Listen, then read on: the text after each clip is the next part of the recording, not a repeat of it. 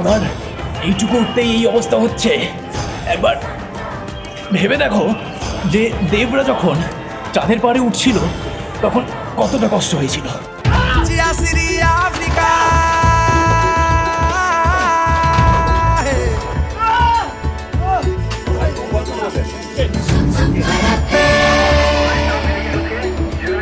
একটা ফাটাফাটি স্যাটিসফ্যাকশন হচ্ছে বস, এত কষ্ট করে দড়ি ধরে আলটিমেটলি উঠতে পারলাম পাহাড়ের ওপর।